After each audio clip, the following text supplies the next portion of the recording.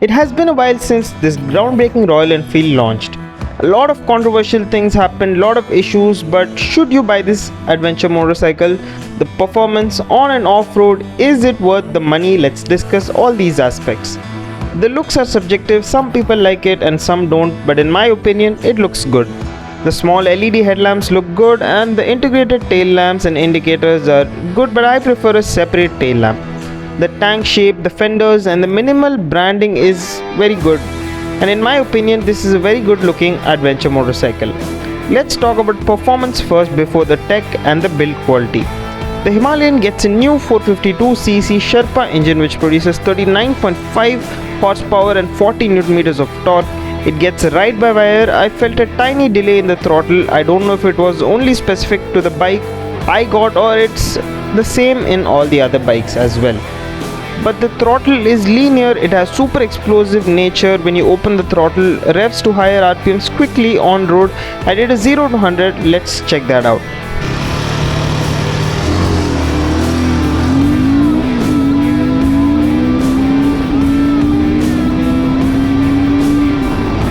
The bike feels heavy on a standstill, but while riding it's very easy to handle and maneuver. It's a very nimble motorcycle. Even during off-roading the handling is good and confidence inspiring to go faster. Fun to saddle and twist and turn in the trails. The brakes have a better bite than any other Royal Enfield. It's got a 320mm front disc and 270mm rear disc with dual channel ABS. The ABS was off, so the wheels spun a couple of times during off-roading, so it was a hell of a lot of fun. The engine is smooth and refined, but it has a harshness to it as it is a single cylinder, which gives it a good character, and vibrations are very minimal, doesn't bother you.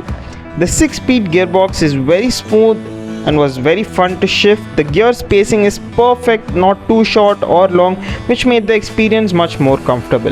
The Showa shocks were just magic. It was soft and absorbed all the impact perfectly.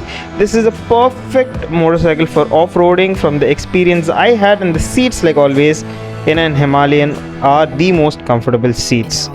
This seat is adjustable, and even at a reduced seat height, the bike was taller for me, so if you're a shorter rider, unless you're experienced, this is going to be a difficult task for you.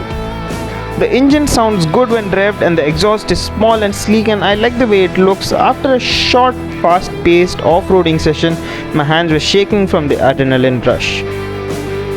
It's not the quickest motorcycle, but it's mighty quick and performs like a surfboard on the beach in the off-roads.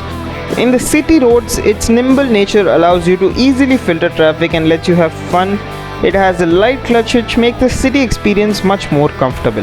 Now let's talk about the instrument cluster and the build quality. The build quality, of course, has been compromised in some areas. I felt the swing arm wasn't built to the best quality. It had bad welds. The switch panels are also decent, but if I'm paying 3 lakhs, I'm expecting a bit more premiumness to it. The overall build quality is perfect. All the components go well together, nothing feels off, and it gets a 4-inch TFT display, which is a first of its kind for a Royal Enfield, which is a significant upgrade. It looks good. It gets a nice boot up animation. It gets full screen navigation and a navigator button like a mouse to control it, which is cool and convenient. You can connect through the Royal Enfield app, change the music, attend calls. You can see a lot more information like the engine temperature, fuel range and fuel consumption. Couldn't access the modes in this motorcycle as it was a showroom vehicle, but you get modes such as performance plus ABS on, performance plus ABS off, and the same too in eco mode. Now this motorcycle has had some issues like loose engine bolts, broken chassis, increased vibrations, but these problems occurring on your motorcycle are rare. I will talk about these issues though in detail on the next video, but as of now, should you buy this motorcycle?